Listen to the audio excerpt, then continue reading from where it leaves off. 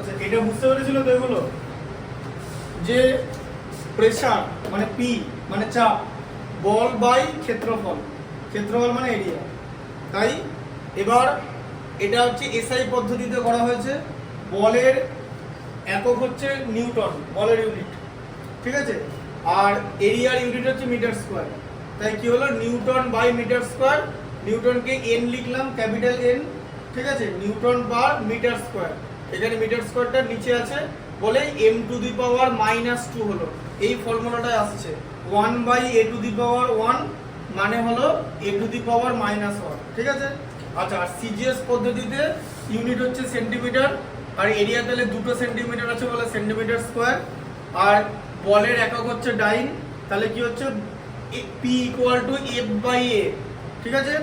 F হচ্ছে ডাইন মানে বলের একক, আর এখানে এরিয়া মানে ক্ষেত্রফল, এর একক হচ্ছে সেন্টিমিটার স্কোয়ার, ঠিক আছে। আচ্ছা, তাহলে ডাইন বাই সেন্টিমিটার স্কোয়ার, তাহলে ডাইন ইনটু এই যে অবলিক মানে বাই এর সাইন, এটাকে উঠিয়ে দিতে গেলে এটা সেন্টিমিটার টু দি পাওয়ার -2 করতে হবে, ঠিক আছে। আবার এই ফর্মুলাতেই আসছে, ঠিক আছে। আচ্ছা, আর বলের আর যে চাপের মাত্রা, চাপের মাত্রা কি, বলের মাত্রা ভাজিত ক্ষেত্রফলের মাত্রা। বলের মাত্রা M L to the power -1 into T to the power -2, আর ক্ষেত্রফলের মাত্রা এল স্কোয়ার। এটা কিভাবে হলো এটা বলে দিয়েছি, ঠিক আছে। আচ্ছা, এবার যেটা নিয়ে পড়াচ্ছিলাম সেটা হচ্ছে যে তোমার বয়েলের সূত্র। তাহলে বয়েলের সূত্রে কি বলেছে, ঠিক আছে, বয়েলের সূত্রটাকে ভালো করে বুঝতে হবে।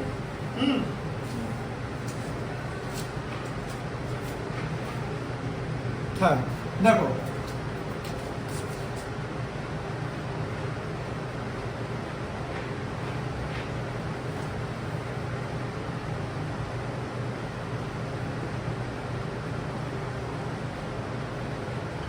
প্রথমে বলে দিয়েছে টেম্পারেচার মানে উষ্ণতা, ঠিক আছে, টি বলে দিলাম, উষ্ণতা এটা স্থির থাকবে, ঠিক আছে।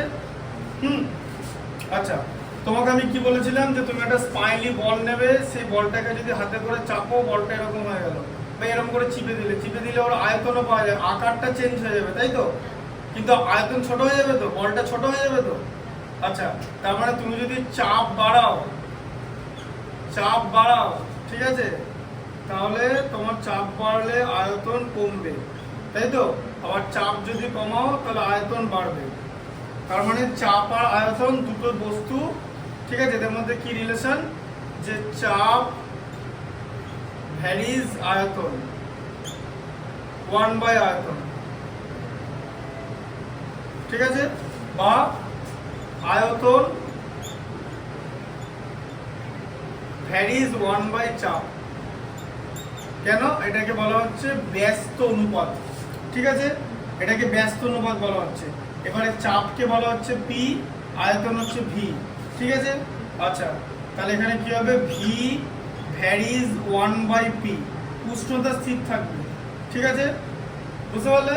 আচ্ছা, তাহলে এটা কি হচ্ছে, v equal to k into 1 by p, সেখানে কে হচ্ছে তোমার ধ্রুবক, তাই তো। আচ্ছা, এবারে তুমি কি করবে, ভি ইন্টু পি বা পিভি করলাম, পিভি ইকুয়াল টু কে। তার মানে এখান থেকে কি পাওয়া যাচ্ছে, যে বয়েলের সূত্র অনুযায়ী চাপ এবং আয়তনের গুণফল সর্বদা ধ্রুবক থাকবে। আচ্ছা, তাহলে সেখান থেকে কি পাওয়া গেল হচ্ছে P1 V1 equal to P2 V2, ঠিক আছে, ইকুয়াল টু P3 V3, যেটা আগেই বললাম, ইকুয়াল টু কে, ঠিক আছে। আচ্ছা, এবার এটা দিয়ে তোমার যে ম্যাথমেটিক্সটা আছে সেই ম্যাথমেটিক্সটা তোমার কি বলেছে সেটা ভালো করে বুঝতে হবে। আচ্ছা, বলো ম্যাথমেটিক্সটা কি লেখা আছে ভালো করে বলো। কোনো তাপমাত্রা, তার মানে তাপমাত্রাটা হচ্ছে স্থির আছে, টেম্পারেচার স্থির, ঠিক আছে, মানে উষ্ণতা স্থির আছে। হ্যাঁ, কোনো তাপমাত্রা,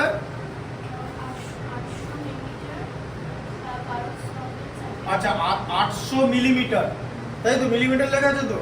আচ্ছা, 800 মিলিমিটার আর সেন্টিমিটার দেওয়া আছে, হ্যাঁ 800 মিলিমিটার, তাহলে একটা পেয়ে গেলে মানে চাপ, তাহলে P1 তুমি পাচ্ছ হচ্ছে 800 মিলিমিটার পেয়ে গেলে, ঠিক আছে। আচ্ছা, 800 মিলিমিটার চাপে কোনো গ্যাসীয় পদার্থের আয়তন 80 সেন্টিমিটার কিউব, মানে V1 হলো 80 সেন্টিমিটার কিউব, তাই তো? এবার বলেছে একই তাপমাত্রায়, মানে এই যে তাপমাত্রাটা স্থির আছে, যে কোন চাপে আয়তন, কোন চাপে মানে P2 টা বার করতে হবে, তাই তো? হ্যাঁ, আর V2 কত দিয়েছে, আয়তন কত হয়ে যাবে, 100 সেন্টিমিটার কিউব হয়ে যাবে, তাই তো? হ্যাঁ, তাহলে 80 থেকে বেড়ে 100 হবে, তাহলে তাহলে আয়তন বেড়ে গেল তো, তার মানে তো চাপ কমবে, স্বাভাবিক ব্যাপার। হ্যাঁ, কোন স্টুডেন্ট কি করলো, ভুলভাল করে এটা 800 বেশি করে দিল, হতেই পারে তো। ভেবেও একবার দেখবে না যে আয়তন বাড়ছে মানে চাপ কমছে, মানে অ্যান্সার হবে 800 কম। এভাবে আমরা শেখাই যাতে স্টুডেন্ট ভালো করে চোখে দেখে বুঝতে পারে। তোমাকে যেমন আগের দিন ওই কম্পাউন্ড ইন্টারেস্টে শেখালাম, 8টিটা আগে বার করে দেখে নেবে, 8টি না মেলানোর আগে অঙ্ক শুরু করবে না।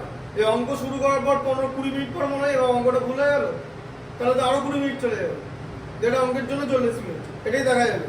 ঠিক আছে, তাই এটা সবার আগে বুঝবে ভালো করে যে এখানে আয়তন বাড়িয়ে দিচ্ছে, তার মানে চাপ, মানে P2 উত্তর 800 কম আসবে, তাই তো? আসতেই হবে, তার কারণ আয়তন বাড়লে চাপ কমে। এইভাবে ফিজিক্সটা বুঝতে হবে, নাহলে কিন্তু মাথায় ঢুকবে না। তবেই তুমি মেলাতে পারবে। পরীক্ষার উত্তরের প্রশ্নের পাশে উত্তর দেওয়া থাকবে না, যে তুমি দেখে মিলিয়ে দেখে নেন যে আমি এই নম্বর পাবো, তোমাকেই নিজেকে চেক করতে হবে। আচ্ছা, তাহলে এবার দেখো ফর্মুলা কি বলেছি, যে P1 V1 equal to P2 V2। আচ্ছা, তাহলে P1 কত, P1 হচ্ছে 800, V1 কত 80, এটা ইনটু আছে জানো তো। আচ্ছা, P2 বার করতে হবে, আচ্ছা V2 কত 100, তাই তো? আচ্ছা, এবারে সব গুণফল আছে তো, বাকিটা তো পাতি অঙ্ক, আর তো কিছু নয়, এটা তো বলতে হবে না। এ তো এমনি নর্মাল ম্যাথামেটিক্সের থেকে তো অনেক ইজি, কোয়াড্রেটিক ইকুয়েশন, ট্রাইগোনোমেট্রি থেকে তো অনেক ইজি। শুধু ফর্মুলাটা বসাও, এটা কি 100 দুটো জিরো এটার সঙ্গে কেটে দেবে, ঠিক আছে? আচ্ছা, তাহলে এখানে কিছু থাকলো না তো। আচ্ছা, তাহলে P2 ইকুয়াল টু কত হলো বলো, এদিকে 8 ছিল এদিকে 80 ছিল তো, 8 ইন্টু 80, 8 8 64, 640, ঠিক আছে, মিলিমিটার। আবার হচ্ছে পারস্তম্ভের চাপ, এই যে 640 মিলিমিটার পারস্তম্ভের চাপ, বা 64 সেন্টিমিটার পারস্তম্ভের চাপ, ঠিক আছে? কারণ 1 সেন্টিমিটার সমান 10 মিলিমিটার হয়, এগুলো ক্লাস 4 শেখানো হয়, ঠিক আছে? বুঝলে ব্যাপারটা, কনসেপ্টটা বুঝতে পারলে? হ্যাঁ, এটা স্কুলে বোঝানি তো ম্যাথসটা, এই জিনিসটাই তুমি জানতে না, তাই তো? কিরকম করে জিনিসটা হচ্ছে এবার, হ্যাঁ কিরকম করে হচ্ছে বুঝতে পারছো? বা অ্যান্সার কি করে চেক করবে, এটা তো অ্যান্সার কম বেরোলো, এই যে 640 বেরোলো, মিলিমিটারটা মিলিমিটারই হবে, কিন্তু ইউনিটে দেখে নেবে এখানে মিলিমিটার আছে, ঠিক আছে? বুঝতে পারলে? পারস্তম্ভের চাপ, তাহলে এইভাবে ম্যাথসটা করতে হবে, ঠিক আছে? এরকম যা ম্যাথস দেবে এইভাবে করতে হবে। P1 V1, তার মানে হচ্ছে উষ্ণতা স্থির থাকলে বয়েলের সূত্র অনুযায়ী চাপ এবং আয়তনের গুণফল সর্বদা ধ্রুবক হবে, ঠিক আছে? বুঝতে পেরেছো? এটা হচ্ছে ফর্মুলাটা, আর এটা হচ্ছে তার গাণিতিকটা, ঠিক আছে? আর এটা হচ্ছে তাদের মধ্যে ব্যস্তানুপাতিক সম্পর্কটা, আর এটা হচ্ছে তার প্রয়োগটা, ম্যাথসটা। বুঝতে পেরেছো? ম্যাথসটার মধ্যে কিন্তু কিছু নেই, কিন্তু ম্যাথসটা কোন ফর্মুলা ফলো করছে সেটা তোমাকে বুঝতে হবে, ঠিক আছে?